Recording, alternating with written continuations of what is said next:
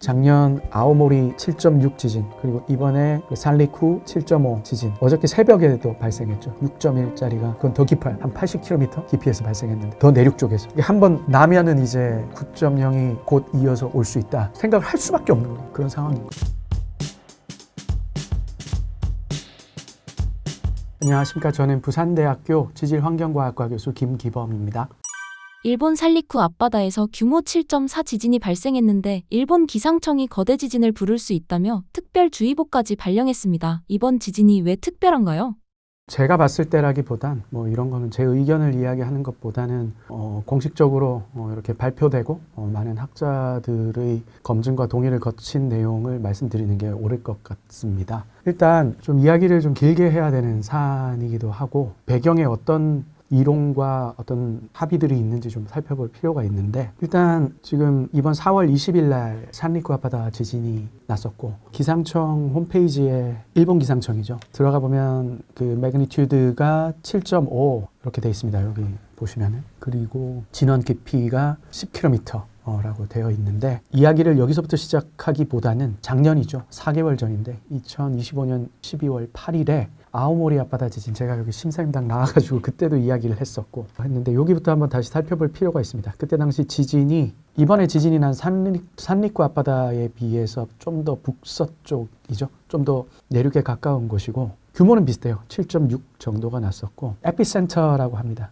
진원이 위치한 깊이인데 50km, 지금보다 훨씬 깊죠. 이 지진이 나고 나서 오른쪽에 보시는 건 그 일본 기상청 사이트에 올라온 그림 그대로 가져온 거예요.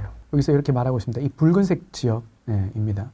일본 정부는 여기를 상정진원역이라고 부르고, 상정이라는 말 하니까 좀 우리가 뭘 상정했다 이런 뜻, 그런 개념이라기보다는 예상 지진 발생 지역, 이렇게 보시면 될 것 같습니다. 여기서 하는 말은 이 빨간색 그 일본 정부가 상정진원역이라고 해놓은 이 곳에서 7.0 또는 그보다 큰 지진이 발생할 경우에, 이미 7.0이 넘어가면 큰 지진인데 그게 끝이 아니라 더 큰 지진이 따라서 발생할 거다, 이런 경고를 합니다. 그리고 옆에는 2011년 동일본 대지진이 발생했을 당시 3월 11일 날 발생했는데 이틀 전 3월 9일 날 7.3의 지진이 발생했었다. 이런 사례를 보여주면서 지금 이 이야기를 하고 있는데, 사실 이때 이런 정보만 가지고 봤을 때는, 아니 그 동일본 대지진이야 그랬다고 쳐도 어떻게 또 그런 일이 계속 반복된다고 할 수가 있어? 이걸 통계적으로 이런 일들이 아주 빈번하게 발생을 해서 어느 정도 이게 입증이 된 현상이라면은 이런 이야기를 할 수 있겠지만, 여기서 보여주는 어떤 사례 요거 딸랑 하나 가지고 어떻게 이런 말을 할 수 있나, 그냥 일반적으로는 좀 약간 의문이 남는 그런 부분인데요. 사실 이 부분에 대해서 좀 깊이 이해할 필요가 있고, 사실 우리가 예상하는 것보다 일본의 학계나 일본 정부는 훨씬 더 방대한 양의 데이터를 검토하고 그 데이터를 굉장히 공식적으로 투명하게 대중에게 공개하고 있다는 점을 발견을 할 수가 있습니다. 지금 두 지진이 발생한 위치예요. 이번 산리쿠 지진 같은 경우는 깊이가 10km, 비교적 얕죠. 아오모리 지진 같은 경우는 깊이가 50km. 왜 육지에 가까울수록 지진이 발생하는 깊이가 깊어지느냐? 자, 이거는 이제 이 지역의 바다를 보여주고 있는 그림이에요.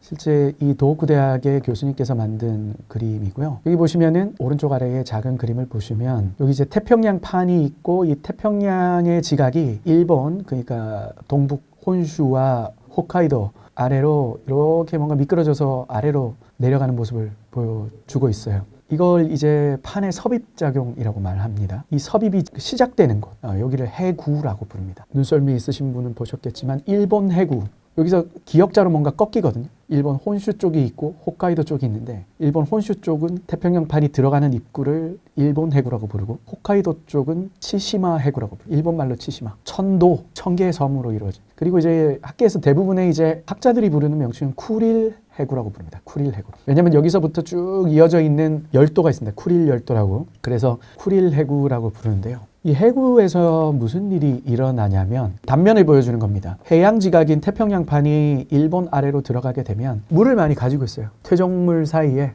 모래나 흙 사이 공극에 있는 물도 있을 거고 굉장히 많은 광물들이 OH기라고 하는 수산화기 OH- 음이온하고 결합을 해서 광물을 형성하고 있어요. 이런 광물을 함수광물이라고 부릅니다. 각섬석, 운모 뭐 이런 것도 있고 주로 점토 광물들 우리가 도자기 만들 때 점토 쓰잖아요. 그 점토 광물들이 다 OH- 수산화기를 가지고 있습니다. 우선 해구를 따라서 섭입을 하게 되면은 퇴적물 안에 있는 공극에 있는 물들이 빠져나와요. 그러면 어느 정도 깊이까지 들어가면 굉장히 건조해지죠. 들어가는 판의 상부가. 여기는 건조하기 때문에 굉장히 마찰이 커요. 마찰이 크고 여기 보면 영어로 dry locked라고 적혀 있어요. 건조하고 딱 맞물려 있다, 잠겨 있다라고 말을 하는 거죠. 아주 건조한 사포 같은 곳이다라고 생각을 하면 돼요. 판이 더 깊은 곳으로 들어가게 되면 무슨 일이 일어나냐면 아까 공극수라고 했고 또 광물과 결합된 물이라고 했는데 OH 그 광물과 결합되어 있던 물들이 빠져나와요. 왜냐하면 압력이 높은 곳으로 들어가면 어떤 물을 가지고 있던 광물들이 안정하지 못한 상태가 돼요. 반대로 땅속에 있던 물을 가지고 있지 않던 광물들을 지표로 가져오면 오히려 물을 가지고 있는 게 안정적인 상태가 돼요. 그래서 지표에 있는 함수 광물을 땅속으로 집어넣으면 물이 빠져나오고 지구 내부에 있는 물을 가지고 있지 않은 광물을 지표로 가져오면 물을 또 갖게 되는 그런 현상들이 일어납니다. 그래서 여기부터 다시 물이 생겨요.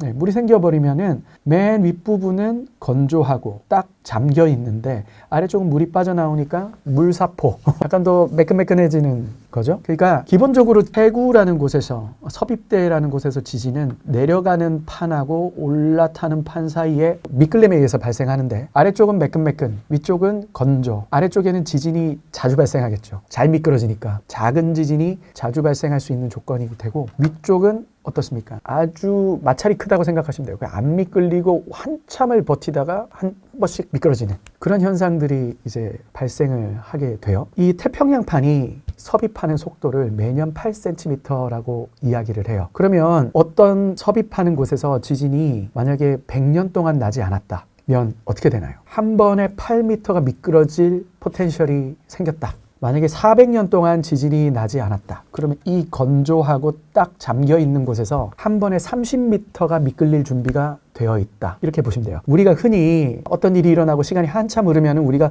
이 일은 이제 안 일어날 것 같아. 뭐 이렇게 생각하기 일쑤잖아요. 굉장히 큰 나쁜 짓을 한 사람이 10년 동안 굉장히 착하게 살았어요. 우리 이 사람 개가천선했다고 말을 하지 이 사람 10년 동안 나쁜 짓 안 했으니까 이제 나쁜 짓 할 때가 됐어 이렇게 말 안 하거든요. 인간 사회의 상식인데 자연은 그런 게 아니에요. 잠깐! 역대급 부동산 규제 속 매집 마련 막막하시죠? 위기를 기회로 바꾸는 망고쌤의 명확한 대처법 무료 강의와 특급 전자책 3종 세트를 지금 무료로 드립니다. 고정 댓글 확인하세요. 이 섭입 현상이라는 거는 수억 년 전부터 계속 일어나고 있는 거고 계속 일정하게 유지가 되고 있는데 그래서 지진이 나줘야 되는데 그래야지 그 미끄러짐 이 생긴 거거든요. 근데 그게 안 나고 있다는 건 오히려 이게 한 번에 이제 많이 미끌릴 가능성이 가장 높아지고 있고 점점 더 곧 미끌릴 것이다.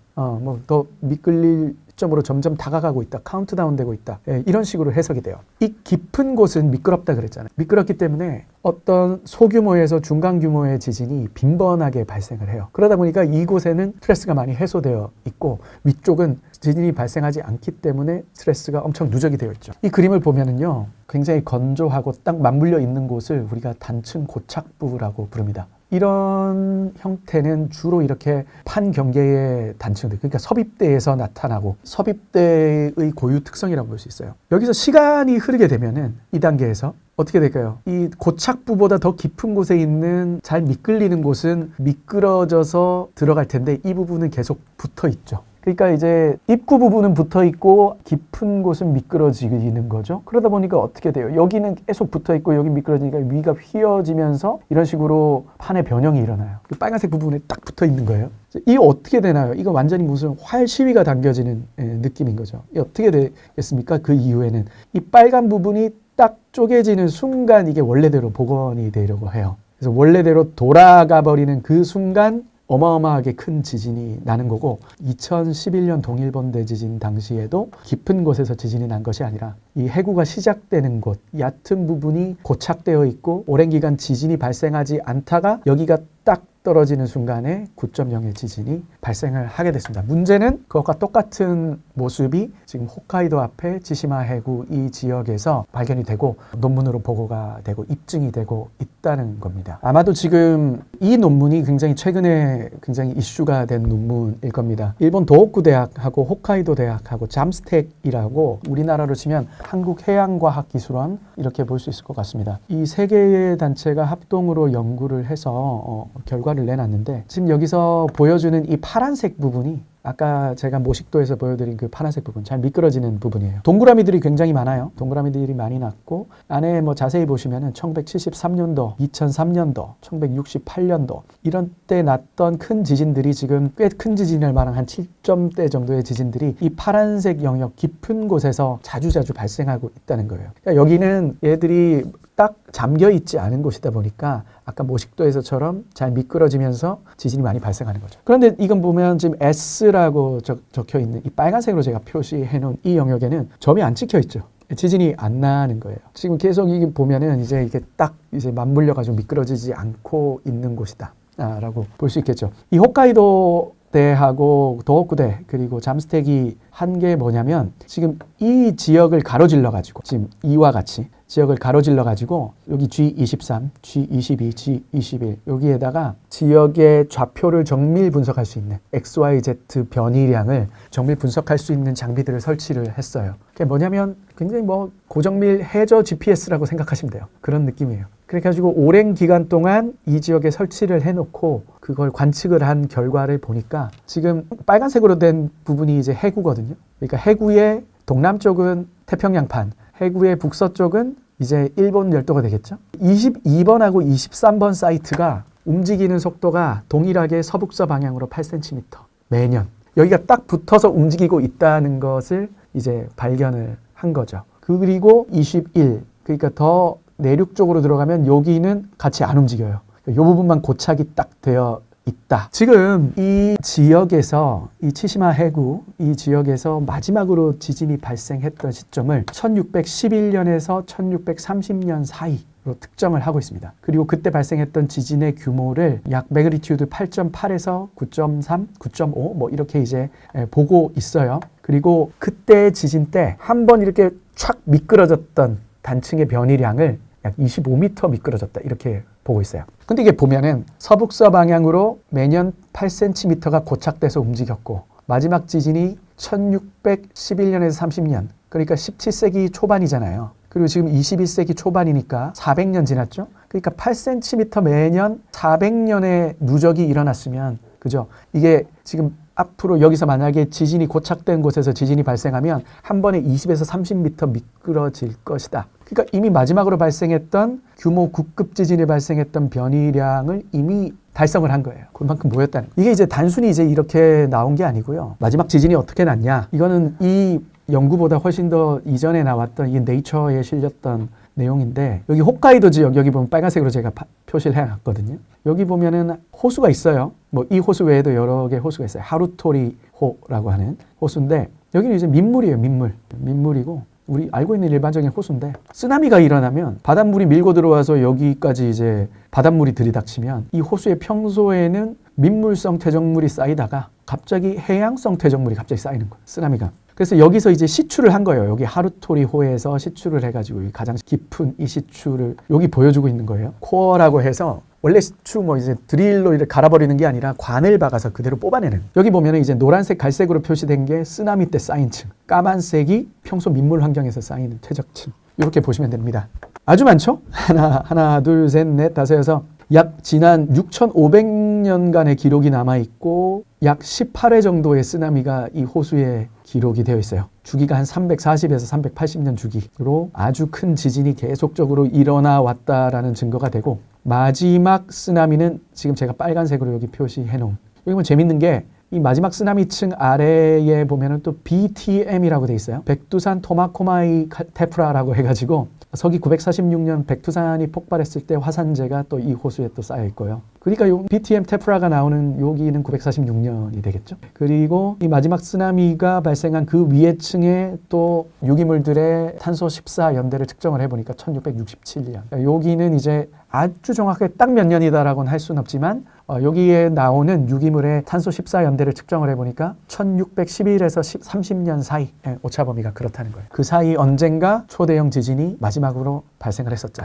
여기 주기가 300에서 380년 계속 일어나는 게 기록이 돼 있잖아요. 쓰나미로. 거기다가 이번에 3개 팀 연구 결과 여기서 매년 8cm로 움직이고 고착화되어 있고 누적된 변이가 한 번에 해소되어야 할 변이가 20에서 30m라는 게 어느 정도 정량적으로 특정되다 보니까 뭐 이거는 뭐 빼도 박도 못하게 여기는 지진이 큰 지진이 날 수밖에 없다. 그렇게 보는 겁니다. 마이니치 신문 인터뷰에서 이 논문 썼던 팀이 인터뷰를 했어요. 그 마이니치 신문하고 400년에 한 번꼴 초대형 지진 발생 11년에서 37년 사이 발생했고 규모 8.8이었다. 최소 7을 이야기했어요. 여기서는 최대 4km 내륙까지 쓰나미가 들이닥쳤다. 새로 발견한 거 8cm 속도로 제가 아까 말씀드린 것처럼 마지막 지진 당시 단층 미끌림 약 25m 그리고 누적량 20.5에서 30m 단층 17세기 마지막 지진 당시와 동일 에너지 축적했다. 그러니까 방아쇠를 탁 당기면 그때만큼 지진이 여기서는 나게 돼 있다 이 말입니다. 20m 파고의 쓰나미가 홋카이도에 한 들이닥칠 걸로 생각한다. 뭐 이런 식의 이제 인터뷰를 했습니다. 그리고 이 사람들이 심었던 어떤 관측 장비들의 모습을 보여주고 이 그림은 동일본 대지진 당시에 지금 여기 보면 지진이 안 나는 지진 공백여기 직전이었어요.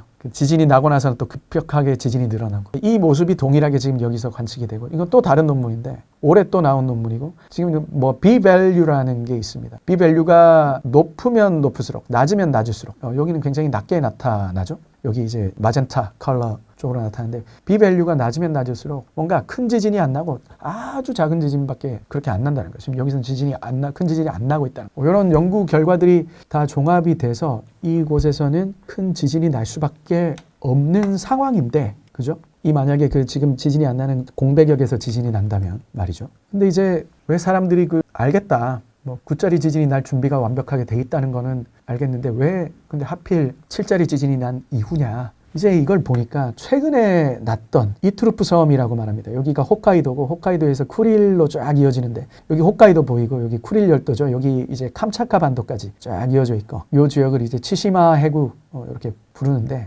여기서 이제 1963년도에 택착도 이투루프 섬이라고 부르는데 요 앞바다에서 났던 8.5짜리 지진이 있는데 이 8.5짜리 지진 나기 18시간 전에 여기서 7.0 지진이 났었다. 이 지역의 이 주변에서 과거에 나던 패턴들을 보니까 8.5 나기 전에 7점대 지진이 났었던 거예요. 그리고 또 이 지역의 남쪽에서 2011년에 9.0 지진이 나기 이틀 전에 7.3 지진이 났었죠. 그러니까 이미 에너지가 모여있는 건 확실한데 그 지진이 어떤 상황에 발생할 것인가를 생각을 해보니까 주변에서 일어났던 가장 최근 사례들이 이 지진이 나고 나서 작은 지진 나고 큰 지진 난 거다 보니까 이 지역에서도 만약에 지진이 나면은 9점대 지진이 난다면 7 이상의 지진, 7 정도의 지진이 난 이후에 연이어서 발생하지 않겠는가. 굉장히 논리적이죠, 그죠? 이 말을 의심할 이유가 제가 봤을 땐 크게 없어요. 가장 근래에 엄청 메가 어스케이 그 두 사례 모두가 7점대 이후에 발생했으니까, 근처에서. 지금 그래서 이게 공식적으로 발표하고 있는 내용이고, 작년 아오모리 7.6 지진, 그리고 이번에 그 산리쿠 7.5 지진,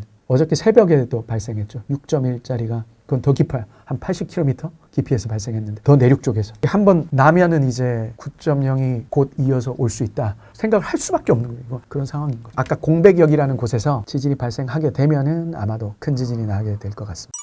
한국에도 대형 지진과 쓰나미가 올 수 있는지 그리고 한국과 일본 정부가 재난에 대해 언론에 보도하고 대처하는 방식에는 어떤 차이가 있나요? 언론에서는 지금 보면 후발지진주의보가 내려졌다 그냥 이런 차원에서만 설명을 하는데 제가 아까 설명드린 것처럼 굉장히 길게 설명을 듣지 않고서는 이게 갖는 의미를 일반인들은 이해하기가 어렵잖아요. 일본 내각부 홈페이지 웹사이트가 있습니다. 여기에 들어가 보면 우리나라라면 상상하기 어려울 정도로 이거에 대해서 어떤 상세한 근거들을 대중에게 정말 투명하게 공개를 다 하고 있습니다. 내각부 홈페이지에 들어가 보면은 홋카이도 산리쿠 오키 후발지진 주의 정보에 대해서 빨간색 커서가 있고 클릭하면 또 들어가지고 또 그거 외에도 일본 해구 치시마 해구를 따라 거대 지진 해설 페이지라고 또 있습니다. 구글에서 이제 그냥 번역기 자동으로 하면은 일본어 번역을 해주니까 약간 어색하더라도 그냥 보통 분들이 그냥 더 쉽게 볼 수가 있어요. 그래서 컨텐츠들을 보면은 일본 해구 치시마 해구를 따라 거대한 지진이란 어떤 것이냐 그 개념에서부터 상정되는 쓰나미 지진 피해가 얼마나 될 건가 예상 피해 상정되는 방제 대책은 어떤 효과가 있는가 주요 방제 대책은 뭐가 있는가 이런 게 있고 일단 여기에 들어가면 뭘 공개를 하고 있냐면 일본 해구 치시마 해구를 따라 거대한 지진 대책 검토 워킹 그룹이라고 해서 우리가 이것을 어떻게 어떤 전문가들을 불러다가 어떤 절차를 통해서 이것의 팩트를 체크하고 대책을 세웠는지를 낱낱이 공개하고 있어요. 여기 보면은 모든 거에 대한 정보가 다 있고 이 워킹 그룹이 2020년부터 소집이 됐던 것 같습니다. 그리고 22년도에 이 내용을 공식 내각부 홈페이지에 정리를 해서 발표를 하고요. 여기 보면 이 워킹 그룹의 회의가 10차까지 있었던 것 같아요. 그래서 1차 그룹 회의부터 10차까지 회의가 있었던 연월 일시,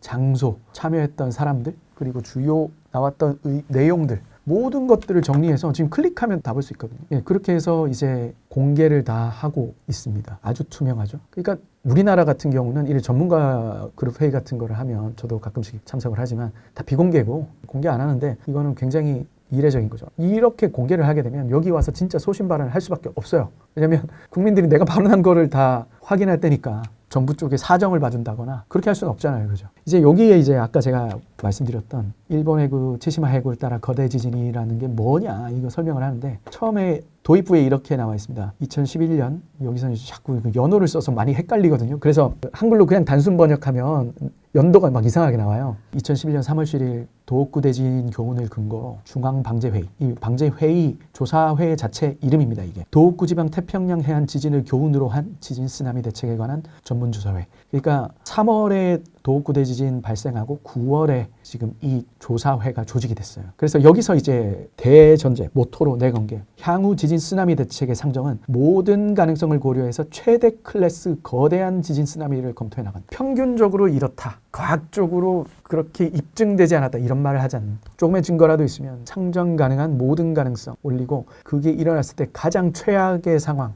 엎친 데 덮친 경우를 상정해서 대책 마련을 한다. 라고 제언이 이루어져 가지고 향후의 어떤 모든 대처를 이런 기조하에서 한다. 이런 식이 됐던 겁니다. 그래서 여기서 나오는 것은 여기서는 이제 이 사람들이 크게 어떻게 보냐면 아까는 상정 준원역을 이렇게 일본 해구 북쪽하고 치시마 해구 서쪽을 이렇게 묶어서 했잖아요. 여기서는 두 지역을 조금 다르게 봐요. 일본 해구 쪽에서 지진이 날 경우, 치시마 해구 쪽에서 9점대 지진이 날 경우. 그래서 두 곳에서 나는 경우를 다르게 봐서 어떤 쓰나미가 덮치는 면적 그리고 진도 얼마가 될 것인가 이것들을 각각 다 다르게 보고 있고요. 쓰나미가 덮치는 영역에 관해서는 과거 6,000년 동안 쓰나미 기록을 다 조사해서 과거 일어났던 쓰나미 중에 6,000년간의 쓰나미 중에 가장 육지 쪽으로 많이 덮쳤던 가장 거대하게 발생했던 쓰나미를 기준으로 대책을 마련한. 뭐 우리가 생각할 때 그렇게 최대 규모의 쓰나미가 다시 올 가능성 매우 낮잖아요. 매우 낮지만 이런 걸 달지 않아요. 그냥 6,000년간 일어난 것 중에 가장 큰 게 또 일어날 거라고 우린 그냥 보고 대책 마련을 한다. 그냥 그겁니다. 아주 그냥 깔끔합니다. 그래서 이제 말하는 거는 일본 해구 쪽, 그러니까 이제 남쪽 부분에서 발생했을 때 최대 30m 쓰나미고 내가 만약에 해안에 딱 서 있다면 지금까지는 내가 육지인데 쓰나미가 발생하면 내가 30m 수심의 바닷속에 있는 거가 되는 겁니다. 쓰나미고 30m라는 건 그런 의미가 돼요. 그리고 최대 진도가 최대 6강. 6강. 최대 규모가 7이거든요. 치시마 해구 쪽에서 발생했을 때 쓰나미고 최대 28m, 최대 진도 7. 이렇게 되면 건물 무너집니다. 7 진도 오면은. 그 상황을 이렇게 상정을 합니다. 그리고 그 다음에 이제 피해 상황, 피해 추계입니다. 일본 해구 쪽에서 만약에 지진이 날 시에 사망자 19만 9천 명, 쓰나미로 인한 사망자, 저체온에 의해서 사망하는 사람 4만 2천 명, 치시마 해구 쪽은 10만 명, 저체온 2만 2천 명. 왜 저체온일까? 이런 생각 드시잖아요. 워킹그룹에서 뭘 상정하냐면 단순히 상상할 수 있는 최대 지진, 최대 쓰나미 그것만 하는 게 아니고 지진과 쓰나미가 발생하는 시점을 한겨울, 심야, 거기다가 눈이 많이 내리는 상황. 이렇게 되면 집에서 다 자고 있다가 갑자기 지진이 날 거고 건물 안에 있는 상황이고 피난을 하려고 해도 적설량이 많아서 피난을 할 수 없는 조건. 정말이지 최악의 시나리오에다가 더 덮친 상황까지 이제 더 쉬운 거잖아요. 그렇게 해서 산정했을 때 19만 명까지도 사망할 수 있다. 이런 이야기를 하는 겁니다. 좀 이게 좀 이상하죠. 이상하게 느껴집니다. 이렇게 하면은 사람들이 이 지역을 다 버리고 그냥 떠나지 않을까? 이런 생각 들잖아요. 지금 우리나라의 어떤 정서상으로는 나오기 어려운 그런 대처잖아요. 일본은 이렇게 하고 있다는 겁니다. 저는 이렇게 봐요. 이렇게 해놓으면은 방제 대책을 이런 최악의 상황에다가 또 뭔가가 더 엎치고 덮친 상황을 해놓으면 당연히 발생할 상황은 이거보다 더 대처하기 쉬운 상황일 겁니다. 그럼 당연히 대처가 되겠죠. 자연스럽게. 여유롭게 대처할 수 있겠죠. 이런 대처의 어떤 방제 철학 자체가 우리하고는 많이 다른 거예요. 이러면 국민들이 동요할지 모른다. 필요 이상의 공포심을 가질지 모른다. 우리는 그런 철학을 가지고 접근을 한다면 일본은 최대한의 피해를 상정을 해서 알려주고 그럼으로 인해서 일본 국민들이 맞네. 우리가 정부 예상치를 뛰어넘는 재해에 맞닥뜨릴 가능성은 없을 것 같네. 그렇다면 이제 정부의 어떤 가이드를 잘 따르면 되겠다. 그렇죠? 우리 어때요? 우리 기상청에서 뭐 이렇게 하면 된다. 이게 믿어지나요? 철학이 다른 거예요. 정말로 대처를 하려고 하는 거예요. 요식행위가 아닌 거예요. 여기서 이제 그리고 단순히 겁만 주는 게 아니라 19만 명이 죽을 거라는 것이 아니고 이렇게 말합니다. 예상되는 피해는 아무 대책이 없다면 19만 명이 사망할 것이나 이런 상황이 오더라도 우리가 국민들에게 이런 일이 일어날지 모른다는 걸 미리 알려놓고 국민들이 이 정도의 피해가 발생할 수 있다는 걸 알고 있잖아요. 그리고 그럴 경우에 어디로 대피하라 이렇게 매뉴얼을 다 해서 이 사람들의 의식을 개선을 함으로 인해서 일본에는 그게 있어요. 단순히 뭐 어디로 도망가세요가 아니고 쓰나미 대피 빌딩이라는 게 해안에서 인접한 곳에는 있어요. 일종의 철제 시설 같은 겁니다. 타워 등을 정비를 했을 시 실제 쓰나미 피해자가 99,000에서 3만 명까지 감소될 수 있다. 이렇게 말하는 거예요. 뭐 저체온증, 비축창고의 보험 비품 정비하고 기존 시설 효율적으로 활용하고 하면은 42,000에서 거의 없는 수준으로 만들 수 있다. 그렇죠? 최대의 피해를 상정을 해놓고 이 최대 피해를 최소한으로 만들겠다. 그 대책까지도 이야기를 하는 거죠. 어때요? 뭐 제가 일본 국민이라면 굉장히 믿음직할 것 같긴 합니다. 그래서 이제 이런 식의 체계적인 어떤 무언가를 그 내각부 홈페이지에서 클릭 몇 번으로 다 확인할 수 있을 뭐 이렇게 이제 지진이 발생할 수 있는 이유 뭐 30m 쓰나미 뭐 이런 것들 그런 것들 다 이야기해서 이제 다 유포를 하고 있고 이런 식으로 뭐 팜플렛 형태로도 클릭 한 번에 홈페이지에서 들어가면 PDF 파일로 이 근거가 뭔지 그리고 어떻게 이제 일어나면 대피를 할지 그리고 이렇게 카툰으로 만들어서 사람들이 좀 더 친숙하게 이해할 수 있도록 이런 식으로 미리미리 갖춰놔야 할 비품 같은 게 어떤 게 있는지 쓰나미 경보가 울렸을 때 바로 어떻게 해야 할지 여기를 보시면 이제 매뉴얼에 보면 자택에 있는 경우 근무처에 있는 경우 어떻게 해야 할지 자택에 있을 때는 근처에 있는 이게 쓰나미 이제 대피용 빌딩 건물들이에요. 어디 있는지 평소에 알아뒀다가 자택에서 그냥 쓰나미 경보 울리면 바로 그냥 비상용 짐 싸들고 여기로 가라는 거거든요. 그리고 1차로 여기로 대피한 다음에 좀 더 고지대에 있는 피난소 정부에서 공식적으로 진행하는 그렇게 가고 직장에 있던 사람들은 1차적으로 여기로 갔다가 이제 최종적으로 여기로 또 옮겨라. 그러니까 나면은 뭘 준비해 놓고 있다가 바로 어디로 가라. 이걸 미리 다 교육을 시켜놓는 아주 정교하게. 그러니까 이게 이제 인식의 개선이거든요. 이런 수준으로 해두면은 사람들이 이제 쓰나미가 발생하면은 한밤중에 그렇게 되더라도 대처를 할 수 있을 것이다. 이렇게 보는 거죠. 일본 정부의 대응은 이렇습니다. 우리가 좀 뭔가 참고할 부분이 많이 있고 사실 뭐 우리나라 같은 경우는 지금 결국 이걸 따집니다.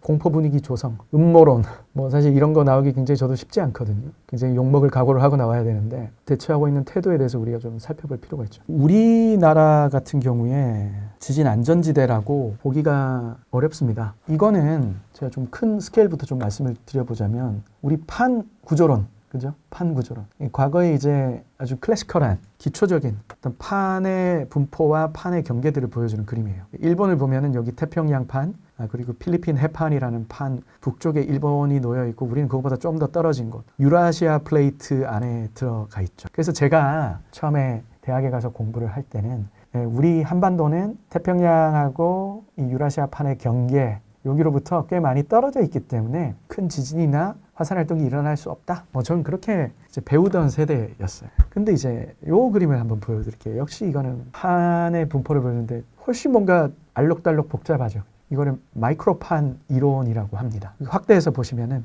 태평양 판이 있고 필리핀 해판이 있고 여기 보면은 일본이 보면 그 동북 콘슈하고 홋카이도 속한 곳은 여기 OK 그 판, 또 다른 말로는 북미판이라고도 부릅니다. 그리고 여기 보면 AM이라고 돼 있죠. 우리나라가 속해 있는 곳 아무르판이라고 이렇게 부르는 마이크로 플레이트입니다. 우리가 좀 집중해야 될 거는 이 아무르판의 서쪽 경계부예요. 지금 우리 한반도 근처를 지나가죠. 그리고 아무르판의 동쪽 부분 오츠크판하고의 경계인데 이곳은 규모 7.5 정도의 지진이 10에서 30년에 한 번씩 나는 곳입니다. 여기서 마지막으로 났던 7점대 지진이 2024년 1월 1일 날 발생했던 여기 이 부분이에요. 이 부분 노토반도 노토반도 지진입니다. 일본 내각부 홈페이지가 보면 두 개에 대해서 이야기를 해요. 홋카이도 산릭 레이와 6년 노토반도 지진에 대해서 24년 2년 전이거든요. 이때 여기에 지진 대비를 안 해가지고 몇백 명이 죽었어요. 지금 보면은 아무르판의 경계에서 지진이 크게 난다는 거예요. 지금 이 아무르판에 대한 연구 결과들을 모아놓은 거예요. 아무르판의 경계를 어디로 할 것인가. 이 아무르판이라는 게 뭐냐면 어디서 정의가 시작이 되냐면 여기 러시아에 보면은 바이칼 호수라고 있습니다. 거기가 뭐냐면 지금 유라시아 대륙 한가운데가 지금 찢어지고 있는 곳이고 여기에 대륙이 찢어지고 있는 곳이니까 그거 찢어짐과 이어진 뭔가 변이가 다른 곳에서도 일어나야지 정상인 거예요. 그래서 이 아무르판을 잇는 게 이 바이칼 호수에서 시작해서 계속 지진이 7.5짜리 지진이 계속 나고 있는 일본의 서부 연결하는 겁니다. 여기까지는 굉장히 컨센서스가 잘 이루어져 있어요. 학자들 간에. 그런데 바이칼 호수에서 이제 남쪽으로 쭉 내려서 우리나라 쪽으로 오니까 어떤가요? 선들이 완전히 중구난방으로 돼 있죠.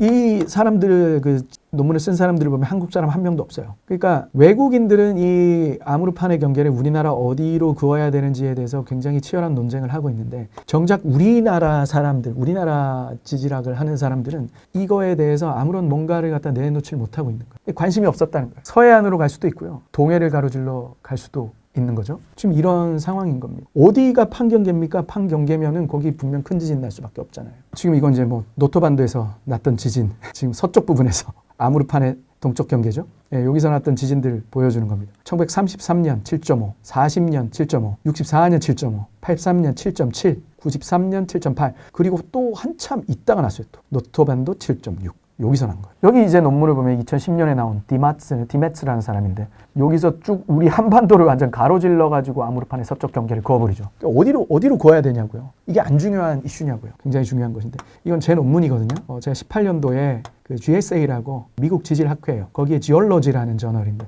최고 권위지예요. 그 미국 지질학회. 그리고 이건 제가 23년도에 썼던 논문이고 그 AGU, American Geophysical Union이라고 미국 지구물리연합 거기도 이제 텍토닉스라고 하는 거기 권위지 미국 저널들이에요. 여기서 이제 제가 말하고 있는 이 subduction 이 말들이 뭐냐면 일본의 여기 이제 지도를 한번 보시면은 여기 보면 일본은 이미 사람들이 동해 지각이 일본 혼슈 아래로 섭입을 시작했다라고 모두가 동의를 하고 있어요. 이미 알려져 있는데 우리나라 쪽은 지금 판 경계가 우리나라 어딘가로 지나가고 있다라고 말하는데 지금 우리나라 쪽은 어떻게 되고 있는지 말이 없거든요. 근데 살펴보니까 우리 동해안을 따라서 일본 쪽에서 일어나고 있는 현상하고 거의 똑같은 게 지금 우리나라 쪽으로 일어나고 있는 거예요. 동해 울릉분지 지각 자체가 우리 한반도 아래로 지금 섭입을 하는 거예요. 섭입을 하다 보니까 아까 말씀드렸던 아까 해구 있죠. 그런 형태의 변형이 지금 우리 동해안을 따라서 일어나고 있는 겁니다. 그러다 보니까 동해 지각은 우리 한반도 아래로 섭입하고 우리 한반도 지각은 위로 들어 올려지고 지금 이런 현상들이 일어나고 있다는 거죠. 지금 이게 어떤 제가 바닷속에서 주장하는 거에서만 입증되는 것이 아니라 최근에 논문들이 좀 쏟아져 나오고 있거든요. 이거는 한국지질자원연구원이라는 곳의 활성지구조연구팀에서 내놓은 결과들이에요. 지금 이 왼쪽에 있는 논문 표지인데 그 해안당구 아시죠? 해안당구. 해안당구라는 게 뭐냐면 우리나라 동고서저 지형 있잖아요. 이제 뭐 경동성 요곡운동 이라고 뭐 배우고 이제 해안당구 뭐 이런 거 이제 이야기를 하는데 이 해안당구가 지금 비단 이 논문뿐만 아니고 그 전에도 이제 해안당구가 이제 만들어지는 원인을 지금 이 지역이 계속 융기를 하기 때문이라고 보거든요. 그 융기 속도가 얼마인가? 과거에는 한 2에서 3m 1만 년에. 근데 최근 연구 결과 나온 거는 1만 년에 4.4m를 융기를 한다. 히말라야가 만들어지기 위해서 융기가 어느 속도로 됐냐면 1만 년에 9m씩 융기를 했거든요. 이 4.4m라는 건 어마어마한 거예요. 어디에서 이런 게 발견이 되냐면 스촨성 대지진 아세요? 예전에 뭐 네팔이나 스촨성 이런 데서 이제 일어나는 현상이거든요. 충돌대라고 해요. 23년도에 나왔던 역시나 그 한국지질자원연구원의 그 활성지구조 연구팀의 천영범 박사라는 분의 논문인데 울산 단층이라고 육지에 있는 단층. 바다 쪽 그러니까 여기가 울산 해변입니다. 바다 쪽에서는 제가 이제 동해지각이 섭입한다 했잖아요. 육지에서는 어떻게 하냐? 그에 호응해가지고 또 육지 쪽에서도 기존에 있던 이 단층이 울산 단층이라는 활성 단층이 만들어져서 양쪽에서 한반도 동쪽을 밀어가지고 들어올리고 있다는 이야기입니다. 이게. 그러니까 지금 문제가 뭐냐면은 조륙 운동이라는 개념이 있고 조산 운동이라는 개념이 있어요. 근데 우리나라 이제 교과서에서 가르치고 있는 개념이 뭐냐면 우리 한반도 동부가 융기하는 이유가 이 조륙 운동. 이게 뭐냐면 배가 있는데 배에다가 짐을 실으면 배가 가라앉고 짐을 내려놓으면은 배가 올라 떠오르잖아요. 그냥 그렇다는 거예요. 지금 산맥이 풍화침식 돼서 깎여 나가면은 배에서 짐을 내려놓는 것처럼 이게 전이 떠오른다. 이 이론 체계 가지고는 여기서 큰 진이 절대 날 수가 없고 아주 안정적이게 되거든요. 근데 이게 만년에 4.4m라는 융기율이 설명이 안 되는, 말도 안 되는 그런 거예요. 여기를 설명을 하려면 이렇게 무언가가 충돌해가지고 직접적으로 들어올리는 이런 현상이 돼야지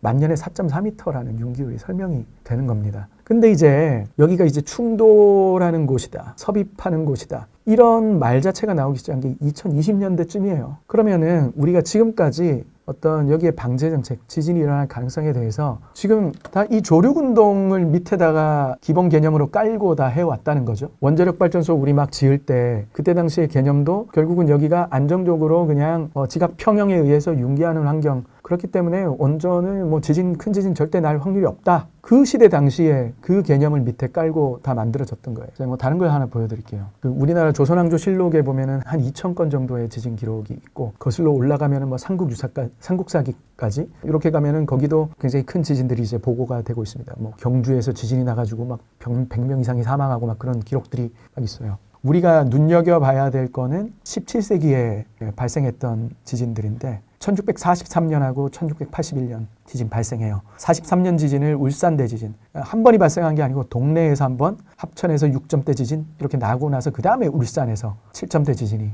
발생을 했다고 봐요. 여기 보면은 이제 울산 이제 바다 쪽에서 지진이 난 거예요. 쓰나미도 기록이 돼 있어요. 물이 끌어올랐다. 마치 바다 큰 파도가 육지로 1, 2번 나왔다 되돌아가는 것 같았다. 건답 6곳이 무너지고, 그리고 물이 샘처럼 땅에서 솟아나고 물이 넘자 구멍이 다시 합쳐졌고 물이 솟아난 곳에 흰모래 1, 2두가 나와 쌓여 있었다. 토양 액상화 현상, 이런 것들을 기재하고 있거든요. 양양대지진 81년도, 이건 더 충격적인데 바닷물 요동치고 마치 소리가 물 끓는 것 같았고, 이건 쓰나미 기록이겠죠. 설악산 신흥사 개족을 거함 모두 붕괴되고, 설악산에 있는 거대한 암석들 다 무너져 내리는 거예요. 지진 진동 때문에. 여기서는 이제 진짜 좀 제가 봤을 때 굉장히 전 눈여겨보는 것이 평일에 물이 찼던 곳이 100여 보 혹은 5, 60보 노출됐다. 이거를 과거에 이제 여기 이 자료를 해석하시는 교수님이 이걸 쓰나미라고 해석을 했는데 그렇게 해석하면 안 되고요. 이거는 쓰나미였으면 이거 관측한 사람은 이미 죽었어요. 쓰나미에 휩쓸려가지고. 지진이 나고 나서 보니까 지진 나기 직전에 이제 여기가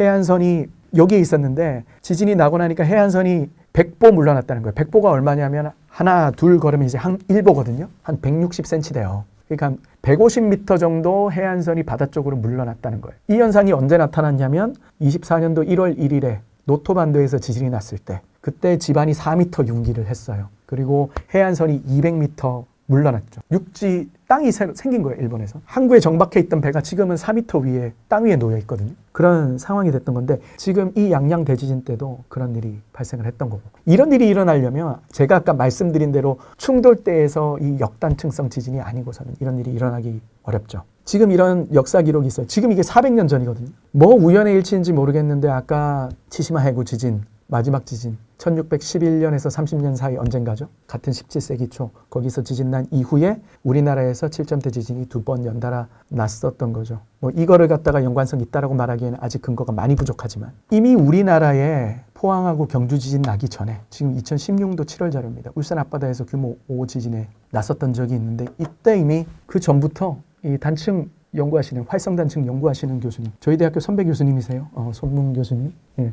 지금 어떤 육상 활성단층 조사팀을 이끌고 계시는 분이신데 이분 말씀이에요. 이미 그때부터 한반도에 약 400년마다 이 역사 문헌 가지고 다 조사를 해서 다 알고 계셨다. 400년마다 규모 7 정도 큰 지진 발생했다. 이렇게 이미 말씀하셨고, 한반도에서 울산 해상의 중급 지진 넘어서는 지진 발생할 수 있다는 것이 지질학계의 대체적 진단이다. 이렇게까지 이야기를 하고 계십니다만 아직까지 이제 우리나라 어떤 방제를 담당하고 있는 곳에서는 아직도 그 조륙 운동설을 기초로 이야기를 하고 있어요. 이 말을 믿어도 되냐 안 되냐, 충돌대다, 7점짜리 지진 날 수 있다, 옛날부터 경고해 왔던 거고 조선왕조 실록에 보면 이렇게 나오고, 최신의 연구 결과들, 견해들이 굉장히 다양한 종류의 연구 결과들이 나오잖아요. 바다에서, 그리고 융기율 계산, 그리고 또 육상에 있는 활성단층 연구들이 막 쏟아지고 있는데도 불구하고 그거를 뭐라 할까요? 신경 안정제가 필요한 걸까요? 그러니까 이제 받아들이기 싫어하는, 그게 아니다라는 말을 해주는 사람을 찾고 있는 걸지도 모른다는 생각이 들 정도거든요. 우리나라는 지금 그런 상황이라고 볼 수가 있겠습니다. 1707년 후지산 폭발 때도 49일 전에 난카이 해곡 대지진이 먼저 있었다고 하는데 지진이 어떻게 화산 폭발로 이어지나요? 네, 일본 정부가 뭐 인정을 했다는 수준이 아니고 일본 정부가 그 후지산이 폭발한다면 어떤 규모의 어떤 형태의 폭발이 있을 건지에 대해서 이미 공개를 했고 사이트에도 그렇게 나와 있고 피해 그 후지산이 폭발할 시 이재민의 규모 2,700만 명의 이재민이 만들어질 거. 사망자가 아니라 화산재로 인해서 이제 대피를 해야 하는 사람이 되겠죠. 2,700만 명이 대피를 해야 되는 상황이 될 거다. 그리고 심지어 화산재를 어떻게 처분할 건지에 대한 그런 계획까지도 다 수립이 되어 있습니다. 바다에 투기하는 형태로 처분은 이루어질 것 같고, 그리고 이제 후지산의 상태가 어떠냐면 일단 후지산은 그 백두산이라든지 뭐 다른 칼데라를 가지고 있는 우리 울릉도나 백두산처럼 칼데라를 가지고 있는 화산하고는 달라요. 칼데라가 없는 화산입니다. 후지산에 보면 굉장히 딱 이쁘게 뾰족하게 생겼잖아요, 그죠? 꼭대기에 보면은 동그랗게 이렇게 이쁜 분화구가 하나 있는데 그런 구조는 이제 칼데라라고 부르지를 않아요. 단순히 분화구라고 부릅니다. 직경이 200m 이하. 이고요. 그거는 단순히 이제 마그마가 빠져나간 구멍에 불과합니다. 칼데라라고 하는 거는 땅속에 마그마가 한 번에 엄청나게 많은 양이 빠져나감으로 인해서 땅속에 빈 공간이 생기고 화산의 상부가 무너져 내린 그런 지형을 칼데라라고 하는데, 후지산에서는 아직 칼데라가 무너질 정도의 어떤 그런 대규모의 분화가 아직까지 없었다는 거예요. 아직 굉장히 젊은 화산이고 이제 그 칼데라를 형성하는 분화를 할 준비가 된 화산이다. 이렇게 보시면 될 것 같아요. 1707년도에 마지막으로 후지산이 분화를 했었고 그때 당시에 후지산 분화는 이름도 지어져 있어가지고 지금 그림에 보시는 호에이 분화, 이 보면은 일본 문헌에 기록이 돼 있거든요. 재밌는 거는 후지산 꼭대기에서가 아니라 옆구리에서 터졌어요, 화산이. 옆구리에서 화산이 터졌었고 화산재가 후지산을 중심으로 편서풍을 타고 다 동쪽으로 퍼져나갔습니다. 이걸 플리니식 분화라고 합니다. 화산 기둥이 분연주가 만들어지면서 이 화산재가 거의 성층권 가까이까지 운반이 되면서 거기서 제트기류를 타고 동쪽으로 퍼져나가는 이런 형태의 분화가 이루어졌는데, 이 주변에 있는 도쿄도, 사이타마, 치바현, 가나가와 이런 곳들, 인구가 많이 사는 이 지역들에 이제 거기 보면은 화산재들이 뭐 수센치, 십수센치씩 다 쌓였던 거죠. 일본 정부는 지금 이러한 일이 재현이 될 거라고 지금 보고 있는 거예요. 아까도 방제 정책에서 이야기를 했지만 굉장히 최대를 생각을 하고 있는 거거든요. 그 근거가 없는 게 아니고 실제 이제 이 Earth Science Review라고 이 지구과학계의 굉장히 권위지입니다. 여기 이제 도쿄대학교 요스케 아오키 교수님이라는 분이 쓰신 논문이고, 지금 뭐 후지산은 마지막에 300년 전에 1707년도 호에이 분화가 일어난 이후에 가스 유출이 없다. 가스 유출이 이제 지속적으로 돼줘야 내부의 어떤 마그마가 줄어들거나 압력이 해소되면서 분화 확률이 내려갈 텐데 가스가 분출이 안 되는 겁니다. 우리가 일반적으로 가스가 유출이 됐다 이러면 분화하는 거 아니야? 이렇게 생각할 수 있는데 오히려 주기적으로 가스를 내보내고 있는 뭐 백두산 같은 경우, 백두산의 장백폭포 같은데 그 관광 가면은 누렇거든요. 유황이 침전돼가지고 그런 화산은 오히려 괜찮다는 거예요, 아직은. 근데 백두산은 가스 유출이 안 돼가 있고, 후지산 아래에 이제 일본 기상청에서 지진계를 심어가지고 마그마 방의 형태를 시각화해 보니까 마그마 양이 한 1큐빅킬로미터, 그 천년 대분화 당시에 마그마 양을 한 1큐빅킬로미터로 생각을 하고 있거든요. 그 정도의 마그마가 이미 모여 있고, 그리고 가스 유출이 안 되고 있고, 그리고 계속 뭐라 그럴까, 이게 저주파 지진이 계속 나는 거예요. 지금 이런 상황이기 때문에 분화가 어느 정도 임박했다, 이렇게 보는 겁니다. 그런데 이제 후지산에서 1707년도 분화가 발생했을 때 무슨 일이 있었냐? 49일 전에 1707년 호에이 대지진이라고 규모 9급의 지진이 발생했어요. 난카이 해곡에서. 난카이 해곡 지진이 발생하고 49일 후에 후지산이 폭발했었기 때문에 그 관련성을 우리가 유추하지 않을 수가 없습니다. 실제로 논문들이 많이 있고 일본에서는 대체적으로 그 난카이 해곡의 거대한 진동이 그 후지산 아래 마그마방에 충격, 진동을 가해서 거기 마그마방에 녹아있던 가스들이 한순간에 빠져나오면서 마치 샴페인 터뜨리는 것처럼, 뚜껑을 막아놨을 때는 가스가 안 보여요. 왜냐하면 물 안에 녹아있으니까. 근데 뚜껑을 탁 열고 탁 터뜨리는 순간, 흔들어서 터뜨리는 순간 갑자기 보이지 않던 가스들이 생겨나잖아요. 그런 식으로 폭발했다라고 보는 것이고, 어떻게 보면 이거를 후지산 단독으로 본다기보다는 주변에서 큰 지진이 발생하면 그것의 여파로 후지산 분화할 수 있다, 이런 식으로 보고 있는 거죠. 그래서 난카이 해곡에서 큰 지진이 발생을 하면 향후 30년 내에 80에서 90% 이야기를 하잖아요, 그죠? 가면 갈수록 더 발생할 확률이 올라간다는 걸로 받아들이시면 되거든요. 지금 후지산도 그에 맞춰서 같이 분화할 수도 있다, 이렇게 보고 있는 거죠. 최근 일본 고베대 연구팀이 큐슈 남쪽 바다 및 키카이 칼데라의 후지산에 200배가 넘는 마그마가 쌓여 있다는 논문을 발표했습니다. 후지산보다 키카이 칼데라가 더 위험한 건가요? 지금 여기 그림을 보시면요, 지금 여기 하얀색 점선이 이제 난카이 해곡입니다. 남쪽으로는 유큐 해구라고 하는 해구로 이어지고 그래서 오키나와까지 갑니다. 아까 뭐 치시마라든지 저기 일본 해구하고 그냥 같은 개념입니다. 그냥 쭉 이어져 있는 거가 보고 여기가 큐슈 지역이고 여기가 시코쿠라는 지역이고요. 여기 보면은 동그라미들 있죠. 까만색 동그라미들. 여기가 이제 있는 그 어마어마한 규모의 칼데라들의 위치를 표시하고 있는 겁니다. 행안부에서 방재위원들 소집해서 우리나라 화산재해 관련해 가지고 자문을 얻을 때 저도 가서 두산 뭐 이런 화산보다는 큐슈에 있는 이 화산 분화할 시에 우리나라의 대비가 좀 필요하다라는 의견을 드리고 왔었어요. 근데 이제 그때 당시에는 분화가 임박했을 수도 있다라는 생각 자체는 없었고 다만 중요한 거는 이 큐슈 지역에 있는 이 거대 화산들에서 마지막으로 이 화산들이 분화했을 때 화산재가 우리나라 낙하를 하거든요. 증거들이 있기 때문에 실질적으로 백두산 화산재 같은 경우는 우리나라 육지에서 발견된 적이 없어요. 동해에서도 거의 안 발견되고 그냥 우리 동해 이제 우리 해역에서는 발견이 거의 안 되고 그래서 어떻게 보면은 백두산은 터지더라도 남한 쪽에 있는 우리들은 큰 걱정을 사실은 저는 안 해도 된다고 생각을 하는데 이 큐슈 쪽에 있는 거는 워낙 이제 한반도가 이제 본격적으로 화산재 낙하 지역에 포함이 되다 보니까 이 지역의 화산이 폭발할 시에 좀 주의를 할 필요가 있지 않나 이 의견을 냈었거든요. 근데 이제 아니나 다를까 여기 있는 화산들 중에 아소산 많이 들어보셨을 거예요. 뭐 온천 관광지 엄청 유명하죠. 아이라 사쿠라지마 화산 들어보셨죠? 며칠 전에도 폭발했다고 또 뉴스에 나오고 지금 이 사쿠라지마가 뭐냐면 이 아이라 칼데라라고 하는 직경 30km짜리 칼데라예요. 백두산 천지가 5km인데 6배잖아요. 거기 들어있는 새끼 화산이에요. 새끼 화산. 지금 뭔가 아이라 칼데라가 이렇게 깨트려져 있는 상태라 가지고 뚜껑이 날아간 상태라 가지고 거기서 안에 있던 마그마가 가스가 굉장히 잘 새는 거예요. 그러니까 이 사쿠라지마 화산이 시도 때도 없이 계속 분출하고 있는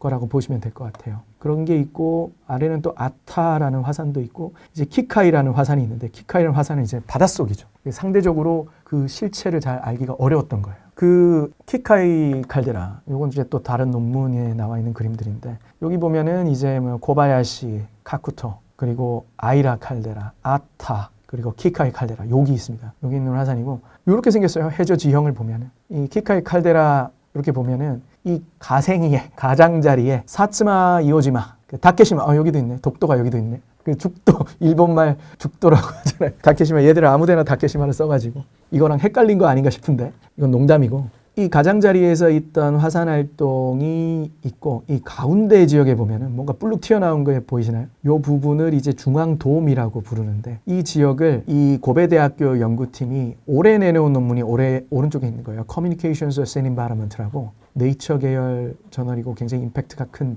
저널입니다. 제 백두산 논문도 이제 여기 이 저널에 23년도에 나왔었거든요. 여기서 이제 Melt Reinjection into Large Magma Reservoir After Giant Caldera Eruption at Kikai Caldera Volcano 뭐 이런 제목으로 나왔던 거고 이 팀이 이제 이 논문을 그냥 다짜고짜 지금 막 써서 내놓은 게 아니라 오랫동안 연구했어요. 이건 2018년도에 이 같은 팀이 내놨던 논문이고 같은 네이처 저널에 Scientific Report라고 하는 저널이 있습니다. 거기에다가 이제 Giant Rhyolite Lava Dome 이거에 대한 이야기를 해요. 이 논문부터 우선 살펴봐야 되는데 지금 이 키카이 칼데라의 해저 지형이고 이 부분은 이오지마, 다케시마 이 부분은 노출되어 있는 거죠. 이 가운데 있는 이 돔을 조사를 했거든요. 이건 노출되어 있는 거는 이건 마치 사쿠라지마 같은 거예요. 얘는 이제 오랜 전에 활동했던 칼데라 만들어지고 굉장히 칼데라 그 화산 뚜껑이 깨진 상태에서 슬슬 새던 화산들이에요. 이런 애들은 활동이 굉장히 줄어들고 지금 중간에 이 용암 도움이 굉장히 성장을 빠르게 하고 있다. 이 내용이거든요.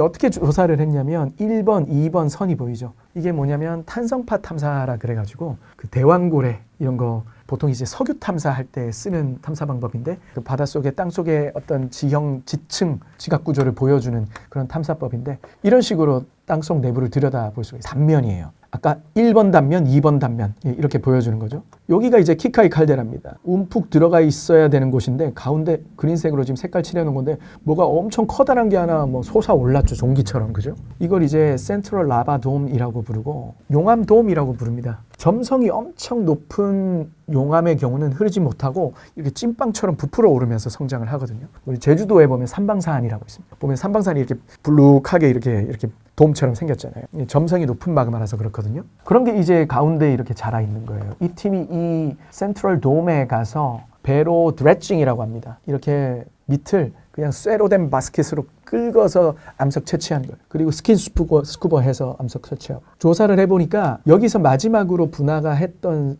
때가 이제 지금으로부터 7,300년 전입니다. 그때 만들어진 화산재를 키카이 아카오야 테프라라고 해서 이게 사실 우리나라에서도 발견이 되는 화산재거든요. 그때 분출했던 마그마하고 지금의 마그마가 조성이 달라요. 성분이 달라요. 새로운 마그마가 다시 채워졌다라는 뜻이 되는 거죠. 그래서 이제 이 팀이 여기 돔이 완전히 새로 하나 자랐고 지금 보면 칼데라가 망가졌다가 이제 원래 모습을 거의 되찾았잖아요. 지금. 그래서 지금 이런 단계가 되어 있다는 거예요. 지금 여기 보이는 그림처럼. 이렇게 되면 제가 이걸 안 보여드렸는데 이게 칼데라형 화산의 삶의 윤회주기예요. 화산이 있다가 큰 폭발을 하게 되면 내려앉아서 칼데라가 만들어지고 그 안에서 사쿠라지마 화산같이 조그마한 화산 활동이 계속 이어지다가 보면 언젠가는 이제 본래 모습으로 돌아가요. 그리고 다시 큰 폭발로 이어지는 이게 윤회적인 어떤 칼데라형 화산의 주기인데 이 사람들의 말은 지금 이 키카이 칼데라의 형태가 다시 다음 대형 폭발을 할 수 있는 윤회 주기상의 칼데라 루이스 단계라고 말하거든요.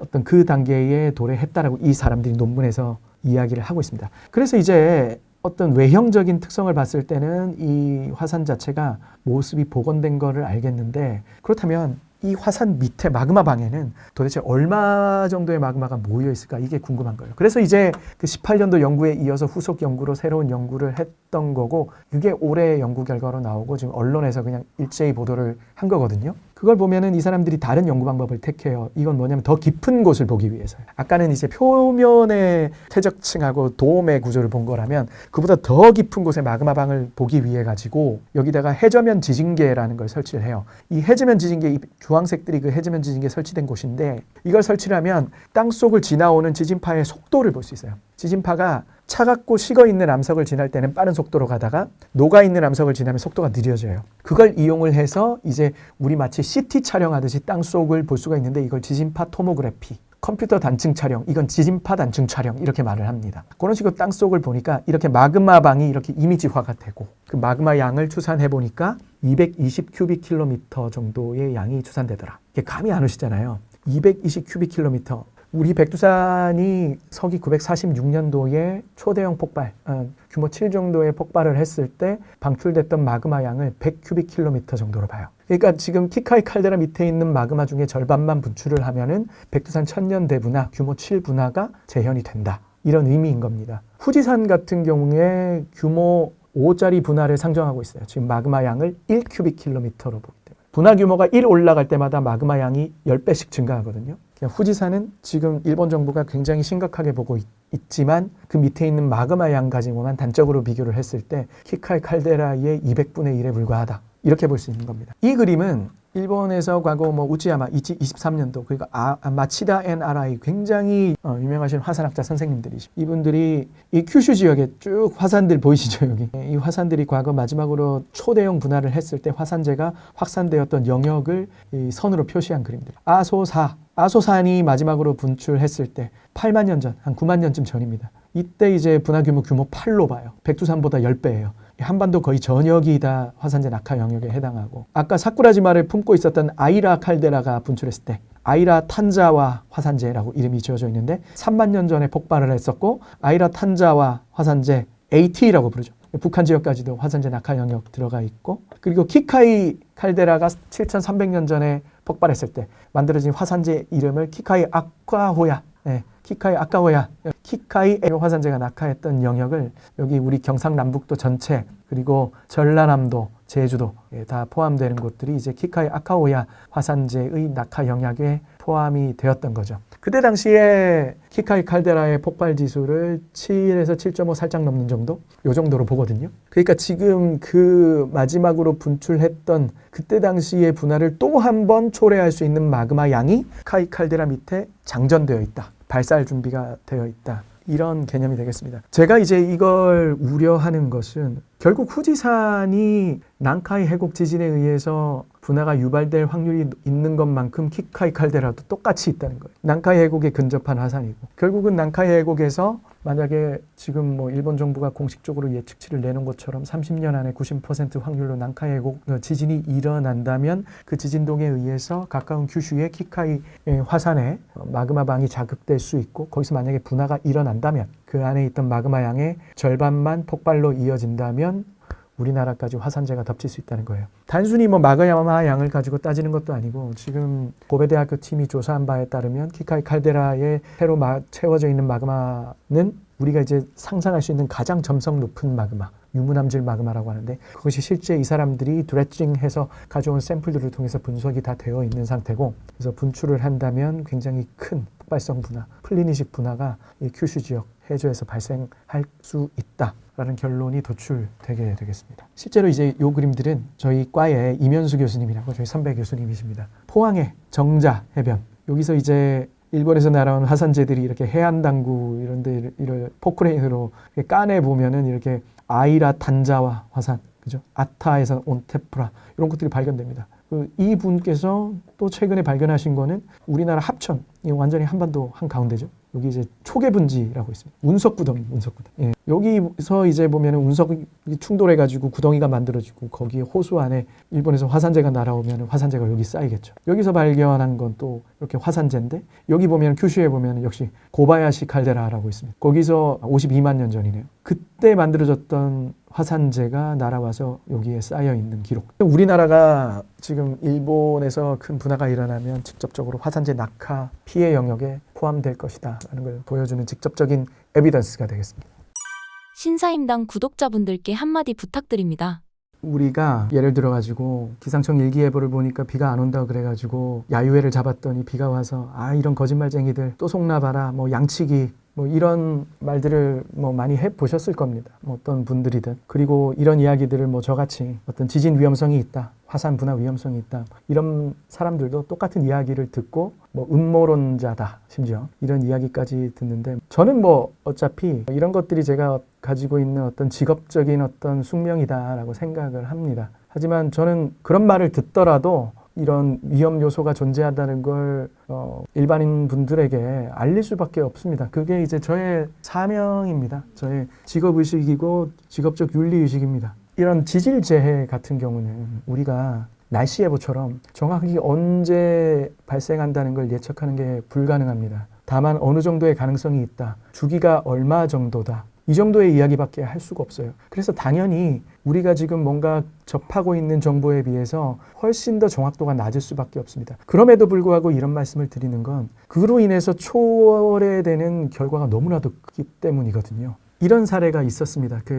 2009년도에 이탈리아에서 지진이 큰 게 하나 났었고 300여 명이 사망을 했어요. 당시에 이탈리아의 지진 화산 관련된 정보를 제공하는 지진 화산 센터 같은 곳인데 거기에 과학자들이 지진이 날 가능성이 매우 낮으니까 집에서 안전하게 즐기면 된다. 이렇게 이제 언론에다가 내보내요. 그리고 나서 집에서 대비하지 않고 있던 사람들이 300여 명이 사망합니다. 그리고 나서 피해자 유족들은 지진이 안 난다라고 예측한 지진학자들을 대상으로 형사소송에 들어가고 2024년도, 재작년이죠. 재작년에 이탈리아 법원은 이 지진이 안 난다라고 말했던 과학자들, 지진학자들에게 6년의 금고형, 엄청 큰 실형이죠. 그죠? 이거를 선고를 합니다. 그걸 하고 당시에 이제 저도 메일을 받았어요. 이 사람들이 억울하다, 도와달라. 전 세계 과학자들에게 편지를 보내고 또 이렇게 어떤 과학적 자유가 있는데 표현의 자유가 있는데 이거 지나치게 과학적 표현의 자유를 억압하는 것이 아니냐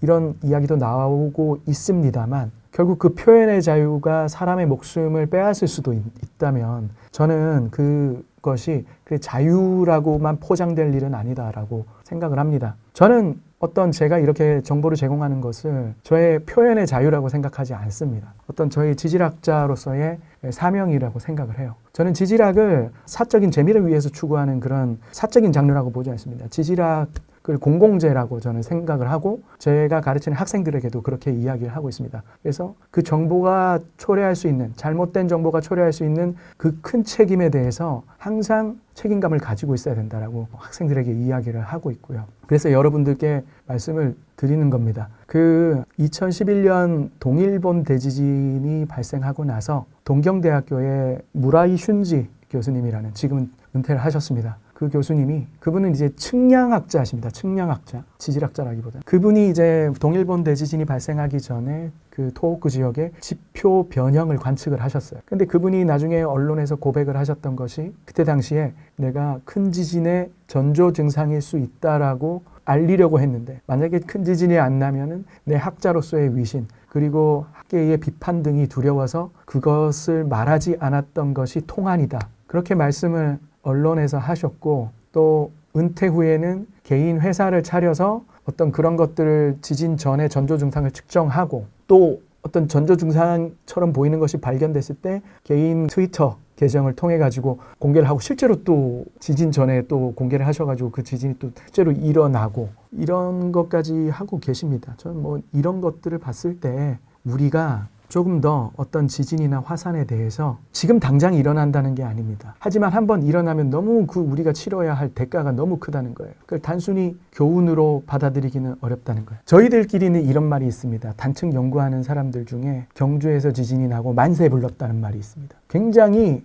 우픈 일입니다. 지진이 일어나는 걸 정말 두려워해야 되고 알려야 되는 사람들이 만세 불렀다니 기뻐했다니 왜 그럴까요? 큰 지진이 한번 나주기 전까지는 사람들이 이거 또 거짓말하네 이게 두려워가지고 말을 못한다는 거예요. 경주 지진이 한번 나와주니까 이제 그때야 사람들이 인식이 전환되고 들을 준비가 되니까 아 이제 드디어 우리의 지진 경고를 사람들이 들어줄 수 있겠다. 만세 이겁니다. 이 만세입니다. 이게 지진이 나서 아 기쁘다 이게 아니고 그 만세예요. 저는 우리 국민들께서 좀 더 경각심을 가지셨으면 좋겠어요. 당장 내일의 삶이 지진이 일어날 수 있는 가능성이 있다 이 말에서 저는 뭐 영향을 받지는 않았으면 좋겠습니다. 이 말씀을 드리는 이유는 우리의 삶이 문제가 아니라 당장 지진이 만약에 예를 들어 가지고 우리나라에서 향후 30년 이내에 발생할 확률이 얼마 정도 된다. 이런 정부가 기본적으로 방제 대책을 거기에 맞춰서 세워나갈 겁니다. 전혀 지진이 나지 않을 거다. 조륙운동 환경이다. 이런 식의 맞춰있는 방제 대책에 우리 국민들이 노출되어 있다. 이거 어떻습니까? 그리고 원자력 발전소 같은 중화공업단지 어떻습니까? 한번 만들 때 굉장히 항구적으로 안정적이어야 함이 보증이 되어야 되는 것 그런 시설물들 아닙니까? 단순히 이거는 1, 20년 안에 지진 나겠어? 이런 생각으로 지을 수가 없어요. 방패장 같은 경우 1만 년 동안 거의 영구적으로 안정적인 것을 상정하고 짓는 시설들 아닙니까? 그렇다면 이 지역에서 향후 100년 안에 지진이 얼마짜리가 발생할 수 있느냐? 향후 30년 안에 규모 7짜리 지진이 발생할 확률이 얼마냐? 이거 굉장히 중요한 문제가 되는 거거든요. 그런 차원의 문제가 있는 겁니다. 국가의 어떤 근간이 되는 어떤 그런 것들에 지금 지진재해라든지 화산재해들이 반영이 안 된 상태로 지금 마련되어 있는 부분들이 많기 때문에 국민들께서도 안심하고 사실 수 있기 위해서라도 이런 것들이 필요하다는 걸 말씀을 드립니다.